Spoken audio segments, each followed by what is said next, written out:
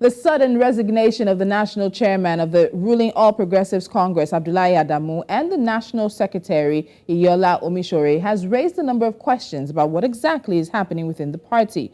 What is making the rounds is that contention arose over the manner in which Adamu and Omisore handled the audit of the party's account, the refusal to render party account for 1 year, a lack of transparency, a violation of the party constitution, and running a one-man show without the contribution of the National Working Committee. Dr. Muiz Banire, Senior Advocate of Nigeria, joins me now as we take a look at these updates and events in the APC. Dr. Banire, welcome to Politics HQ. Thank you for joining us again. Thank you very much. Good evening. Good evening to you. Now, while some say the resignation of Abdullahi Adamu was sudden, there are those who have been expecting it since President Tinubu was named the APC's presidential candidate. Were you also expecting his resignation? Did you think he would last this long with the party as Tinubu was president?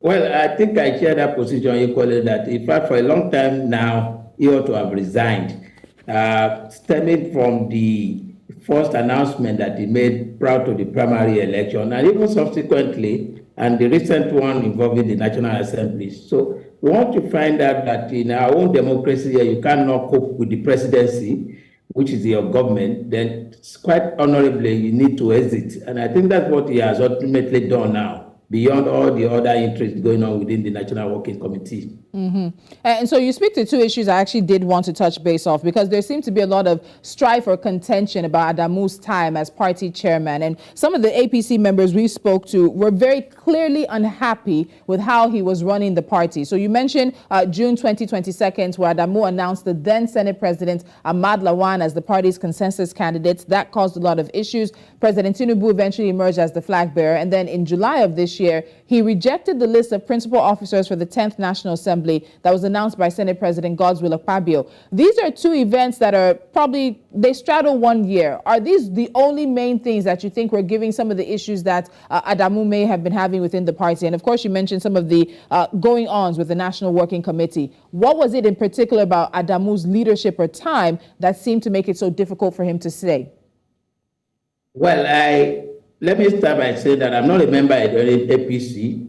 Neither am I a member of the National Working Committee of the party. But from what I know, that the leadership style of Senator Adamu certainly couldn't have endured anyway because of the dictatorial nature. That's number one. Secondly, there's also the allegation of misappropriation of funds and the mismanagement of the resources of the party. That's another issue. So by the time you compound that with the other two, certainly it's either he voluntarily resigned or ultimately will have been removed. I even believe, and I suspect strongly, that it's not a voluntary resignation. I think it's just an honorable way of buying out before the needful will be done by the end of the UC or the party ultimately.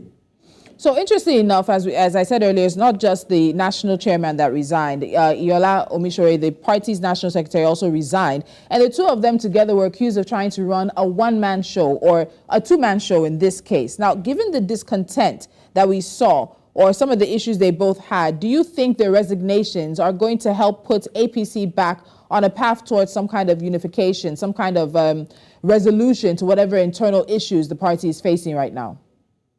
Well, I can't take bet on that at all. I can't take any bet on that.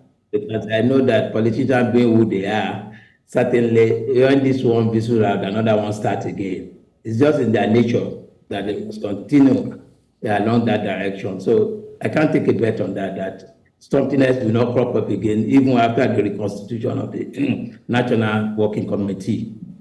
Interesting. So interesting enough, when we look at these resignations, and I've taken your point, you're not a member of the party, you're not a member, of course, of the National Working Committee, but looking on the outside, but someone who has an understanding of the inner workings of the party as well, what do you think the resignations tell us? Because there are those who want to say the resignations reflect the current state of the APC and some of the internal dynamics that are at play. Do we need to extrapolate that, or should we look at it beyond just simple resignations, or are they just simple resignations and we shouldn't make a mountain out of a molehill when it comes to this?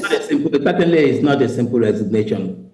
It's not, because if you look at the circumstance in the first year, particularly the prelude to it, so you certainly will know that it's not particularly when the National Secretary equally followed something certainly is wrong somewhere. There is a disconnect among all the members of the NWC. But I suspect strongly that certainly you cannot run a party, or let me put it this way, you cannot mismanage a party without the cooperation, as the chairman, without the cooperation of the national secretary, because they are the two main actors. So when one goes, quite naturally, the other must follow. So, and I think that's the situation that they found themselves now. But beyond that, I know that the resignation certainly is not voluntary. Even if you look at the APC constitution, it's something that is not even contemplated. That's why they fail to even make provision for it.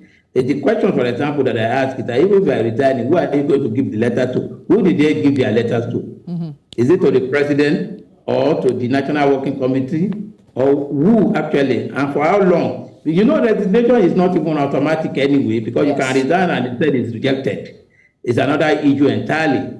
And again, we have the challenge of the acting national secretary and the acting chairman. For how long are they going to be there as acting?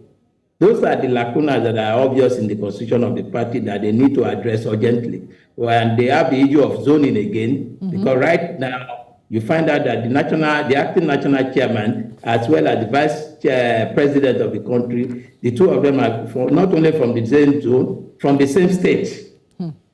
So it's a major issue that they still have to address. Otherwise, some part of this country will be marginalized in the party structure.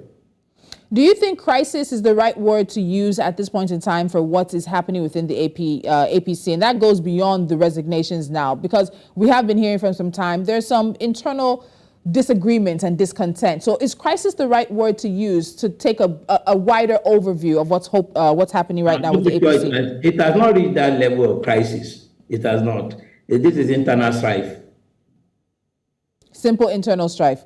All right, so let me ask this. So you mentioned, of course, that zoning might come or is likely to come up as it is right now, but the party's new acting national chairman, who refused to go into details about the reasons for the resignation, he did say that the National Executive Committee and the National Caucus meetings that were scheduled to hold today and tomorrow will now be put on hold. There are also party principles and as you've mentioned, the Constitution to also consider when it comes to the emergence of a substantive national chairman. So when we put all those things into consideration, let's paint a picture now. What kind of chairman does the APC need right now? You have a president at the helm of affairs who came in on a ticket that still does remain quite uncomfortable and unpopular for many people, Muslim ticket. You have a president right now who also has people within the National Assembly that are his people. And then you have a situation where Nigerians are facing tough times. And we're hearing from a president that Nigerians should sacrifice for a better tomorrow. But then we're hearing that the National Assembly is looking to make more money because things are also hard for them. You have a lot going on. And the party needs to support the president, and the president also needs to support the party. So the person who becomes the next substantive chairman is a very critical person for the APC. What kind of person are they looking for? Should they be looking for? Well, in the first instance, they might be beyond the age, which is part of the things that I had against Adamu at the inception. There are other issues. The person must be a system party administrator. If you are not a party administrator, you are not conversant or familiar with the administration of party, certainly at the end of the day, you will fail. It's not like administering any other establishment.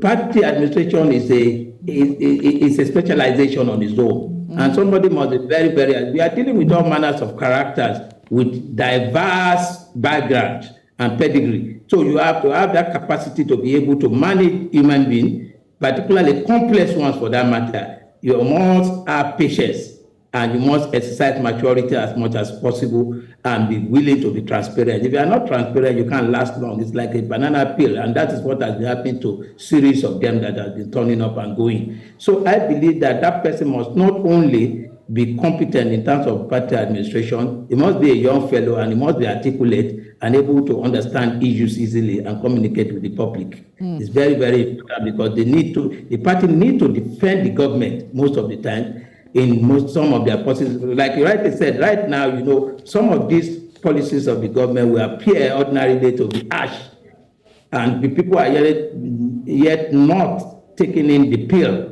So you need the party as a backup for that purpose, and to have a leadership that will be able to at least put together the members of the National Working Committee and by extension the National Executive Committee to be able to defend the policies and program of the government. So that is very vital.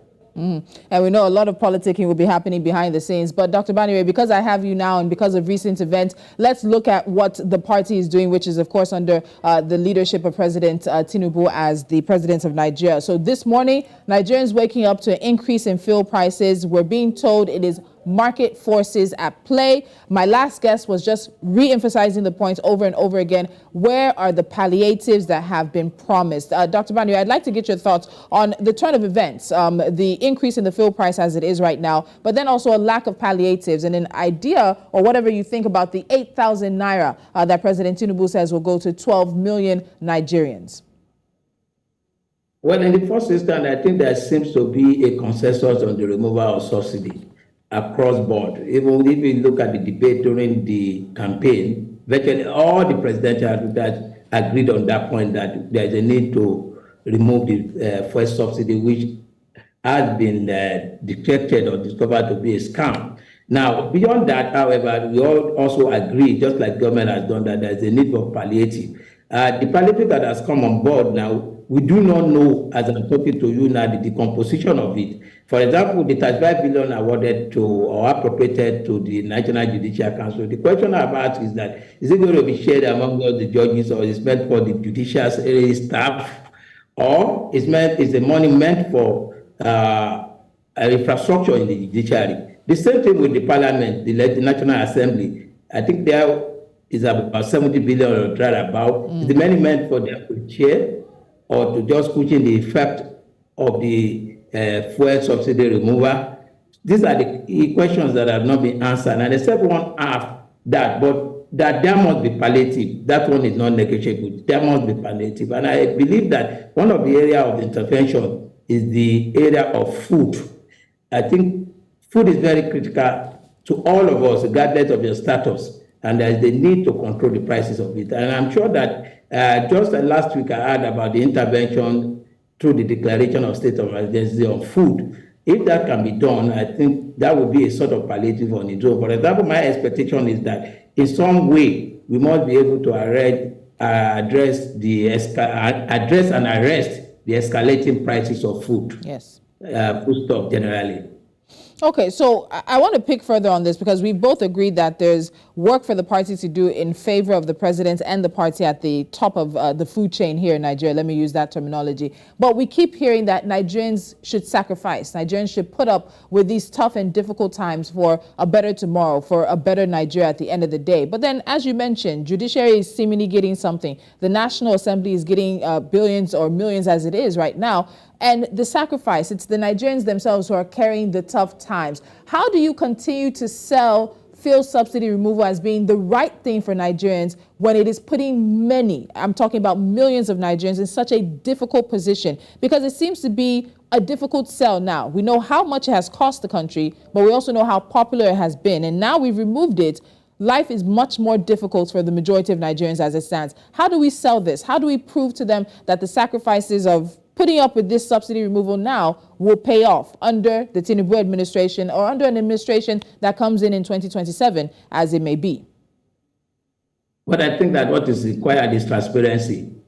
Once there is transparency, I think people will understand. For example, I expect that the figures that we are able to save from the removal should be made known to everybody. And at the end of the day, too, there must be the convening of the stakeholder forum to address the issue of palliative. There are so many ideas that people have been bouncing around. For example, I believe that the very first area of intervention must be in terms of the food prices. Then from there, you go to transportation and other logistics. Then you can then go to other infrastructure that will make life much more meaningful for the people. But for now, I think that is the only missing gap so far. But that they are saving and that they are interested in, the government is interested in giving or supplying palliatives to Nigerians across board. That one is not disputable. It's not in contest. But again, like I said earlier, even the money appropriated, particularly for the National Assembly and the National Judicial Council, we do not know what is meant for yet. For example, I had an informal discussion with a member of the National Judicial Council today, and he gave me the impression that part of the money is going to infrastructure, some of the courts. So if ultimately that is the purpose, then it means that we are all still on the same level. It's not as if certain money has been appropriated from some group of people to be shared. So until we have the full decomposition of that of the National Assembly, I heard one of the senators, I think minority leader, some few days ago, talking about the fact that the money is not even meant for them as legislators, but for the provision of infrastructure for the National Assembly. All right. And that become.